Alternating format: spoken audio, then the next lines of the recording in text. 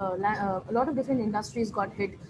There were a lot of downsides as well as some, say for example, healthcare. So that kind of grew. So what changes has COVID brought to capital markets?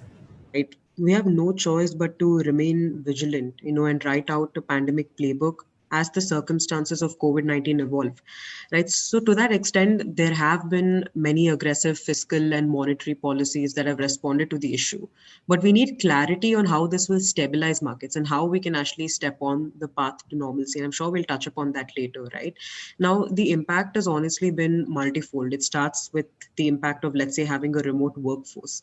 So it's evident that most firms will turn into an e-commerce style of providing services on platforms. So speaking of capital markets in specific, right, they're facing unprecedented volatility, which is contributed by, let's say, a fear of economic recession and uncertainty. So markets like Korea, Thailand, Indonesia, India, and the US have hit the lower circuit on multiple occasions, despite the government announcing stimulus packages.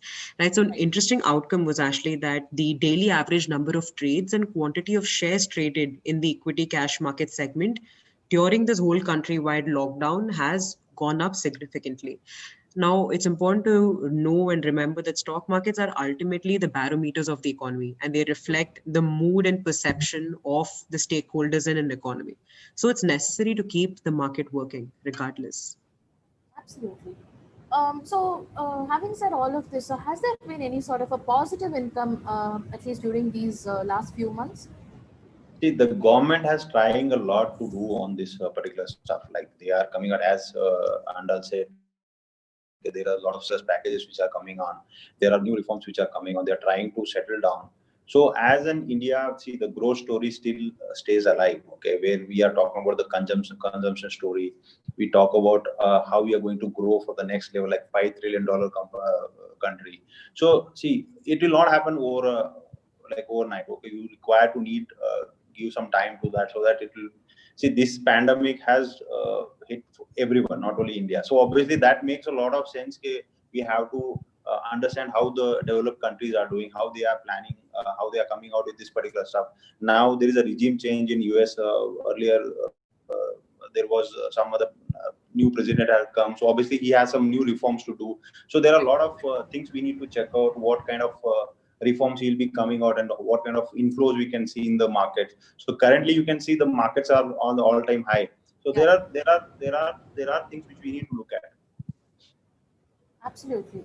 Whatever, having defined whatever the impact it's done, we've seen some positive outcomes also, because of the COVID. So how will the Indian economy, would normalize moving forward?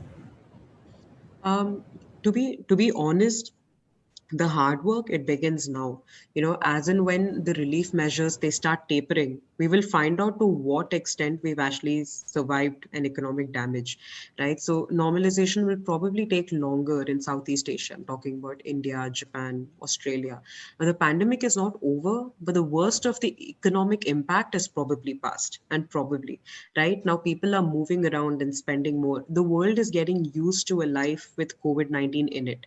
Right now, S&P expects India to contract its GDP by 9% in 2021 and subsequently grow 10%. One would think that as a country opens up from a lockdown phase more and more, and as businesses open up more and more, normalization will be sooner. There was an uptick in, let's say, economic activity until September, but after September 2020, economic activity again began to decelerate. Like every sector will be growing or every sector will be going down. When you talk about this pandemic, if you the second wave hits also, so I think we as a advisors, we as a financial advisors, we can help them out to understand which company will be benefited. See, Right. if you check out in a post like the COVID from Jan, you can see there is a huge growth in pharma and healthcare centers. So obviously you can find out those companies and you can invest in them. So see, we need to educate the client about where he has to invest.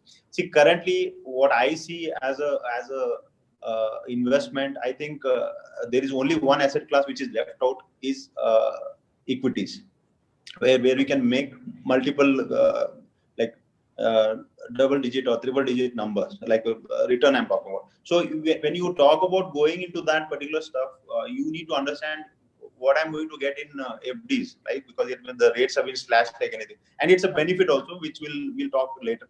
So currently, what I suggest is, if you are aware about the market, if you know how to analyze the things, go on and bet on good companies. You will make money, because the India growth story is still alive. If you can't, I think you should reach out to us. We'll help the investor to invest in the right stock. If you check out, in any case, like if it's a problem or if it's a COVID, whatever it is, obviously there is an opportunity side also. So we have to find out those opportunities. When you talk about analyzing a company, you have to view into a professional. See, it's just simply, I can't become a surgeon by seeing YouTube channels, right? So obviously we need to just be a professional, where there will be a person who will be handling those funds in a very careful manner. He understands the risk, he understands the reward. So once he understands the risk parameter or reward parameter, then he will be going to invest. And every day he has to monitor. See, it's monitoring. If your investments are not growing, you have to change it.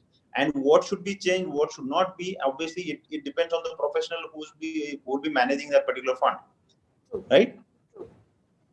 Altogether, there's one way to actually go about analyzing sectors, right? Maybe in terms of figures. Now, with the onset of something like the pandemic, the healthcare sector is pretty much at the epicenter, right, of the global pandemic, and this really did cost huge. So the impact on cash flows has been severe. The prevalence of chronic diseases in the Indian market, coupled with government initiatives, they've propelled investments into this health sector, right, from pharma players. So it has to some extent push the development of this market in India.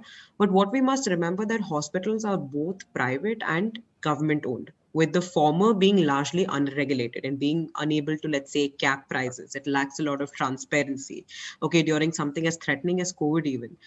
So there's another side to this entire story, where if you think about it, there have been lower footfalls, right, due to domestic and international travel restrictions, which in turn affected the performance of the industry as a whole. So while COVID treatments and testing are an essential part of the business for the healthcare industry at present, getting back to non-COVID business is also another key focus. So that's just something I wanted to call out. Okay.